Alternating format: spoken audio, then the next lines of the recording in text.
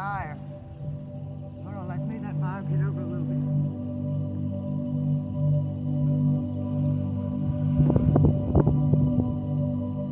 How y'all doing? We got a powerful teaching tonight on the story of David and Goliath. Tonight's celebration is in honor of Lieutenant Sean McCarthy. Let me show y'all. Lieutenant Sean McCarthy is on the other side. He's no longer with us. Miss Linda, we got him with Mother Mary in celebration of you and your son, right? Look at Sean. Happy birthday, Sean. Happy birthday. We love you, my brother. This is his story, and I would just like to start by saying I'm honored to get to tell his story. And it's going to be relevant to everyone because we all have a Goliath in our life that we're facing. We're going to give the story of Sean's Goliath and then tell you how that relates to you in your own life, because we all have a Goliath to get to our destiny, whether our Goliath be as big as the principalities Sean was fighting, or they just be the trappings of our own egoistic mind. Remember, the ego is the thing that tells you you can't be, do, or have, right? It's going to be a powerful teaching. So we just like to say happy birthday, Sean, and thanks for letting me tell your story tonight. It's a great honor. We got the other ancestors here. Look, we can't see. My late husband's up there and Pookie, but we want to get everybody in the shot. Okay. And Yeshua's here. Look, we got Yeshua and Mother Mary. Can y'all see him over there? Okay, we have to work with the lighting, but we wanted to do it at sunset.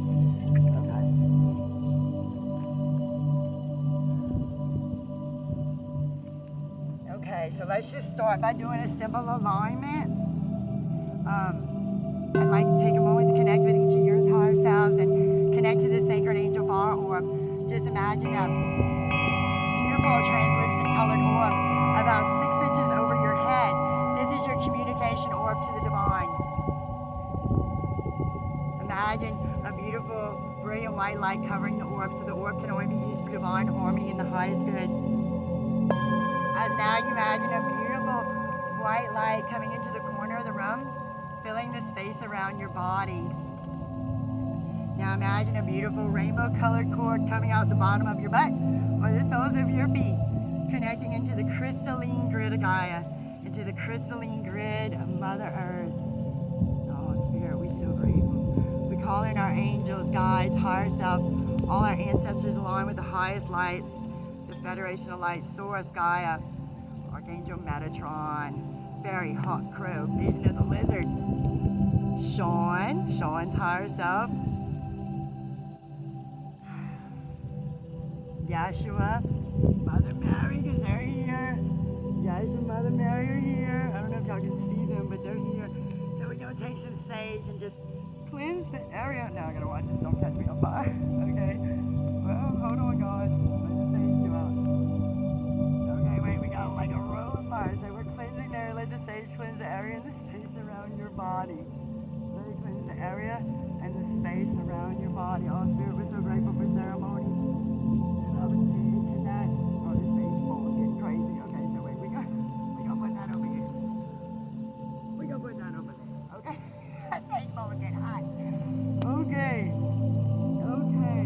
Imagine 6 cords dropping down from the top of that orb, attaching to the top of your head, synchronizing your frequencies and clearing your energetic chakras.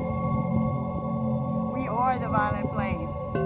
We are the violet flame. In action in us now, we are the violet flame. To light alone we vow, we are the violet flame. In mighty cosmic power, we are the light of God, shining every hour. We are the violet flame, blazing like the sun. We are God's sacred power, free everyone. Thank you, Spirit. So I just want to make sure we call in each of your higher selves to ensure that the message I delivered tonight is not only a powerful one, but one you're most in need of hearing. You know, we're all up against a Goliath in our own lives. You know, your Goliath, just like in the story of Alice in Wonderland, Alice's Jabberwocky was her ego mind, the thing that tells her she can't be, do, or have, so why try, right? You know, the soldier we're celebrating tonight, Lieutenant Sean McCarthy, he had a great calling on his life. He was a chosen one. And many of you follow my step stuff are chosen ones. You wouldn't come in line with my videos if you didn't have a special purpose in this world. And we all have a special destiny. But some people's destinies are bigger than others. And you often hear me talk about negative attacks, energy attacks, energy attacks. And for those of you who can't identify with that, that's okay. That just means your role in this experience, in this earth experience, is not as powerful one as, let's say, mine. It's equally as important. But you don't fight the negative energy attacks, because what you're to do in this life isn't to affect as many people as, say, mine is. It's equally as important. But just like Lieutenant Sean McCarthy's, he had a great job to come do on this earth, and it was to expose social injustices. It was to expose social injustices. He had a huge Goliath before him. So we're going to tell the story of David and Goliath. I love that story. For those of you who aren't familiar with the story, let me just tell you. So David was the son of a man who had many sons. But David was the little one. He was the one that everybody thought, was insignificant. So while the other sons were given privileges and jobs of honor and respect in the family, David was sent out into the pasture. Almost like he didn't exist to herd the sheep and to take care of the sheep. He was a shepherd. He was a shepherd. And when they were coming around to decide who was going to be the next king, they went to his father's house and called in all the sons. And all the sons were there, except he didn't even bother to call in David, because he thought, oh, David's insignificant. David doesn't need to be here. David's a nobody. But the man that was out there looking for the next king was like, don't you have another son? I know I was sent here to find the next king, and I don't see him here. So the father had to say, well, there is my son David out there in the pasture, but you don't want to meet him. And the man said, yes, I do want to meet him. And David always knew he was to do something great in this world. He always knew that. Despite what everyone would tell him, that you're never going to be none. You don't have what it takes. In fact, he used to go bring the lunch to the soldiers, and they used to mock him. His own family would mock and make fun of him. David never let it discourage him, for he knew God's promise for his life. Even if nobody else believed him, he knew God's promise for his life.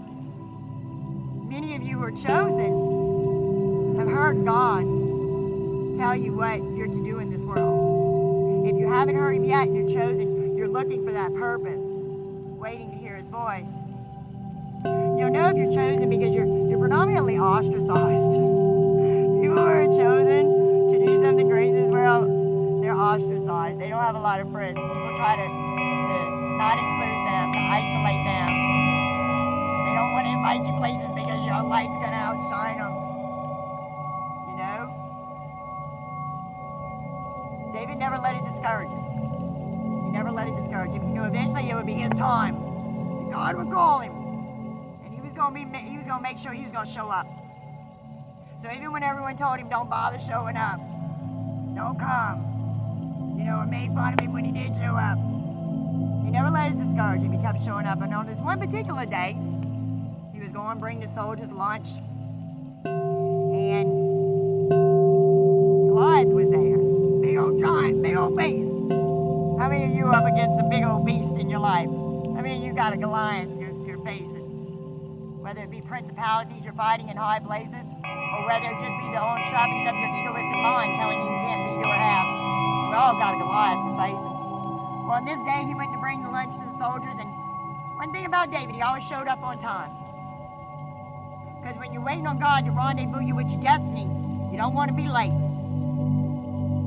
So he knew when he showed up with them lunches, they were going to mock him, they were going to make fun of him. But he knew as insignificant as that job may seem, showing up to bring them soldiers them lunches, he's going to do it. And it's funny, this story, David and Goliath talks about bringing lunch to soldiers, because Lieutenant Sean McCarthy was a soldier. He was a soldier. But David showed up on this particular day, and Goliath was mocking all the soldiers out there, calling him out. And everybody was too scared to go fight him. And that particular day, David would bring the lunches, and even his own brother was making fun of him and all this stuff. And all of a sudden, God came through to him and says, now's your moment. Now's your moment. And he decided he was gonna do something about that giant that was intimidating everybody. And everybody's like, what can you do? You're nobody. You don't have any training. You're just a little shepherd. Go back and tend your sheep.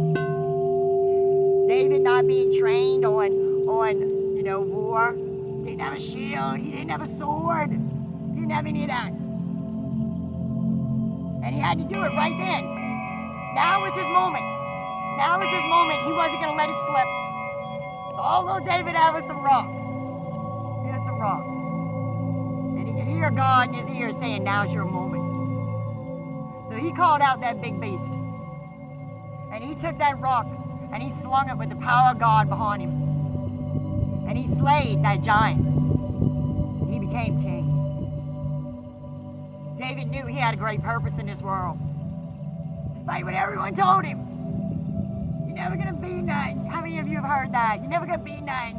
That dream's too big. You can't have that. David knew what everyone else was saying. But he knew, despite what they were saying, he knew what God was saying. And God ain't a liar, the devil is. And he knew his moment would come. That's why he always showed up on time. He always showed up on time. That day is the day that forever changed his life. He became king and a great man. Highly respected. So it's funny. I'm getting ready to walk into my destiny, and I luckily for me, I know what God's calling is on my life. I know what God's telling me my purpose is in this world is. And I'm getting ready to finish up the final stages of that journey. And I'm fighting, friends. I'm fighting the negative energy. Boy, everything's coming to stop me. Everything's coming to discourage me. And so I get this story of David and Goliath. The Spirit sends it to me.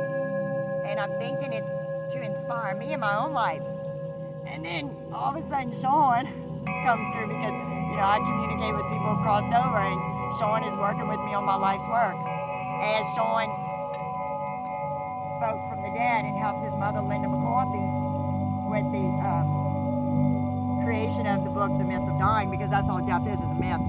But anyway, so while I thought this amazing Bible story I'm listening to and this inspiration, while it was intended for me in my own life, it was more intended to Sean wanted to come through.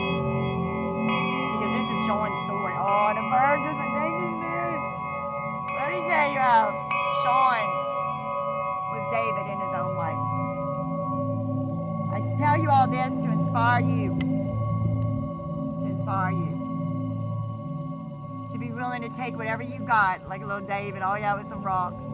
And know that it don't matter what you got, and it don't matter who else has got more than you. When you got God behind you, you can do amazing things with that little bit you got, because God gave you just what you need to get the job done. You don't need all that other stuff, but God would have armed you with it. You just need your faith and your belief and your willingness to do whatever it takes to reach your destiny. Those who reach their destiny, it don't come easy. God's going to forge you in the fire. He's going to forge you in the fire. He's going to burn away all the things that no longer serve.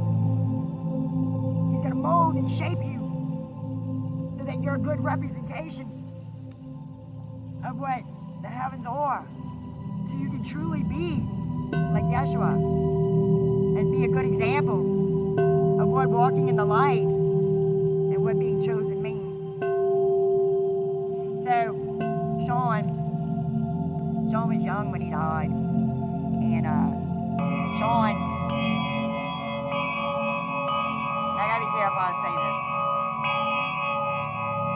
this. Sean was here to expose social injustices, and he was at a particular organization, and he found some huge social injustices, and Sean knew.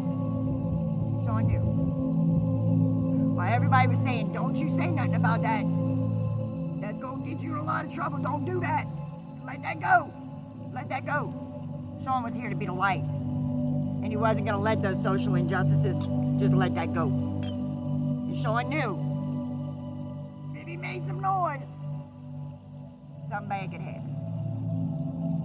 And let's just say he made that noise, and then he died under very suspicious circumstances. And I admire Sean because Like, okay, you know in school, when you go to get sent, like the teacher tells you, if you keep cutting up, if you keep acting up, I'm going to send you to the principal's office. I'm going to send you to the principal's office. Well, Sean knew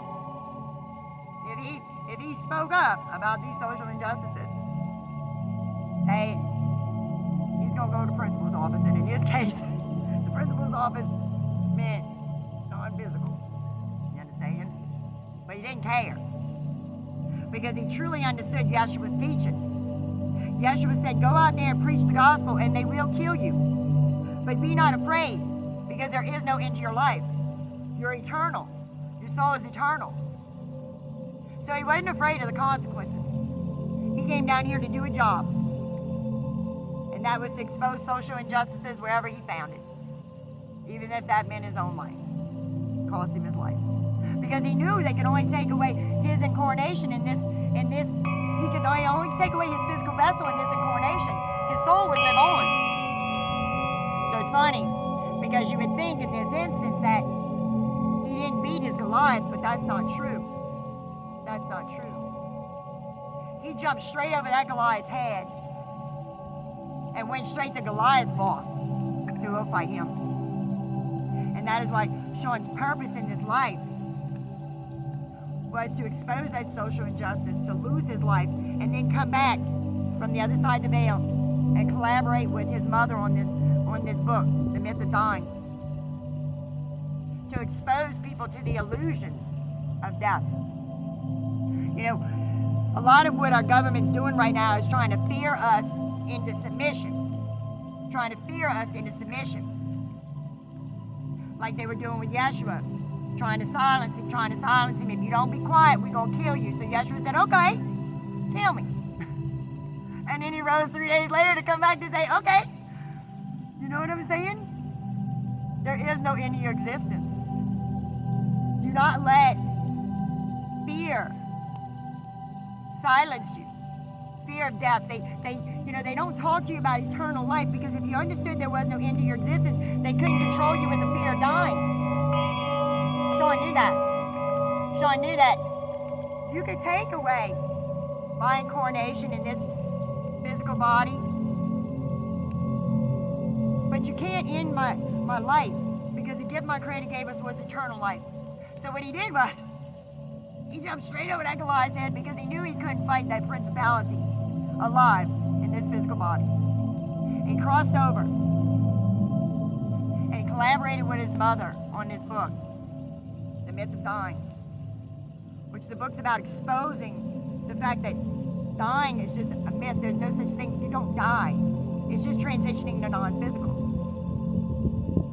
So Sean decided that I couldn't fight this principality here on earth while I was alive, but I can go into the heavens and collaborate with my mother and work from the other side of the veil to shed light to this world, to wake them up to the truth of who you are as an eternal being, so they quit controlling us with fear of dying. You know, that's the good news Yeshua is spreading. Eternal life. Go out there and preach the gospel, and they will kill you, but there is no end in your existence, so be not afraid. Be not afraid.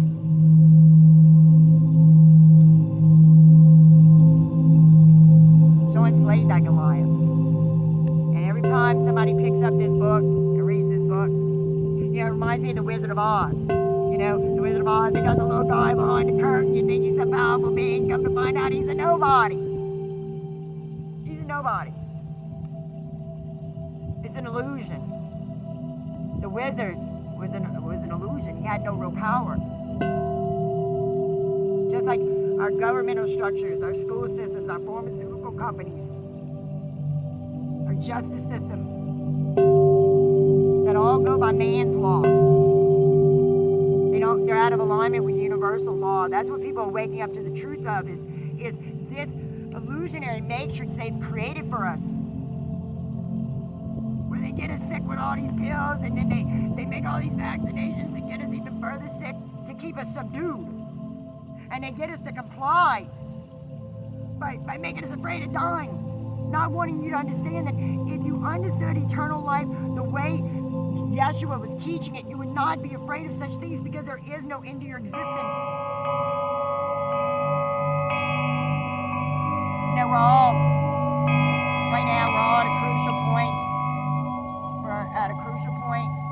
our evolution.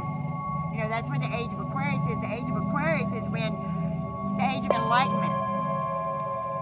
You know, light is information. Darkness is lack of information. So we're moving through the age of Aquarius, the age of enlightenment. People are getting enlightened on the fact that the world, they had a pharmacist in Mexico used to say this right after 9/11. He said, you know, at least we know we're not free. They sold us the freedom, they sold us the illusion of freedom to enslave us. You're not free.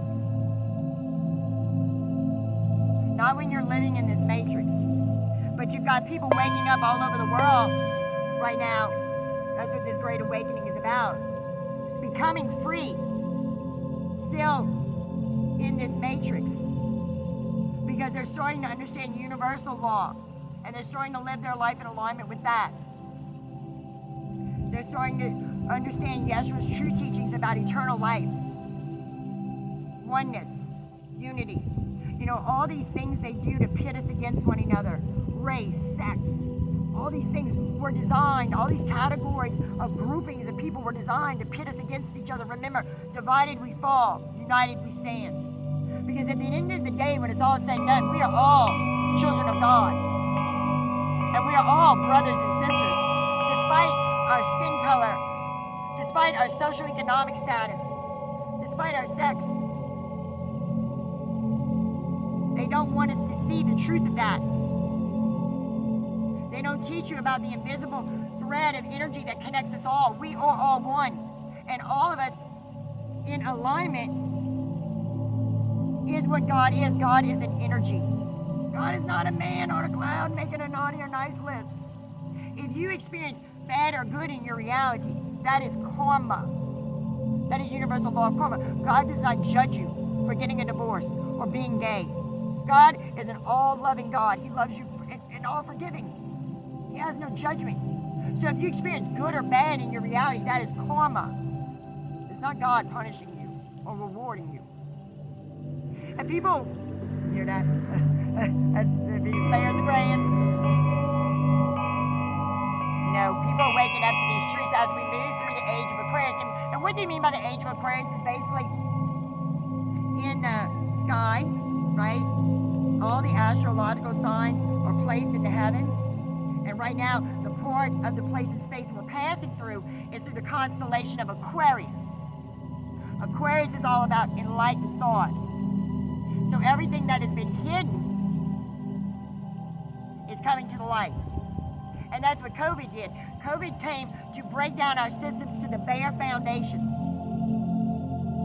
so that we could rebuild them in alignment with universal law, not man's law.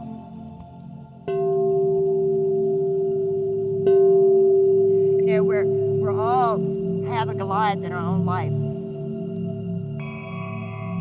know, if you follow my stuff, you know, because my stuff isn't for everybody. And that's another thing Spirit wanted me to talk to y'all about. You know, I had to recently have a come to Jesus with myself. God had to come to Jesus with me. Because, you know, I've never fit in. I've never been accepted by the group. I've never been invited to be a part of the group. And I'm finally embracing that and understanding that that's what makes you chosen. So for any of you, which is many of you who follow my stuff, you just never fit in. Nobody ever wants you to be a part of things. They want to take your ideas and they want to steal from you. But they don't ever want you to show up where they at because you outshine them. Part of knowing if you are chosen to do something great in this world is no one includes you. No one includes you. And for a long time, I internalized that. There's something wrong with me. Something wrong with me. And now God's saying, no, darling, no. You're chosen, you're different. You're not for mass consumption. And be grateful for that. Be grateful for that, because I know a lot of you are watching this right now who resonate with my energy. You're not for mass consumption either. And we think that, don't you see that as powerful and good? That you're not like everybody else. That everybody else don't accept you and that you don't fit in. That's part of one of the ways to know you're chosen. I'd much rather be chosen than fit in. I'd much rather have a high calling in my life than be accepted by the group. Because I think y'all know by the way our world is, And, you know, they got all these Christians, 50 million Christians. I'm sorry, if we had 50 million Christians who were truly acting in alignment with the divine will of God, our world would not be this out of bounds. So start to embrace the fact that you're different and that you don't fit in, and be grateful for that. When you live in a sick world like this, do you really want to be accepted?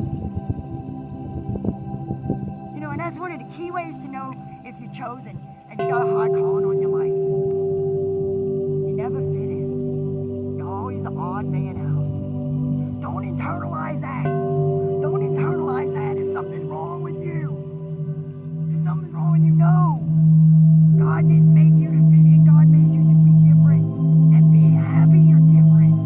In a world full of carbon copies, celebrate the fact that you don't fit in. It's beautiful.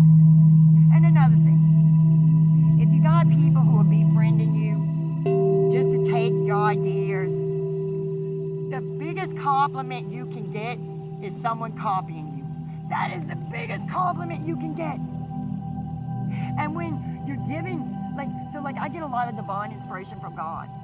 People that can't talk to God and can't get messages from God, they can't get creative ideas from God. So even if they just use you to steal your ideas and then go implement it on their own, be grateful, because you don't need to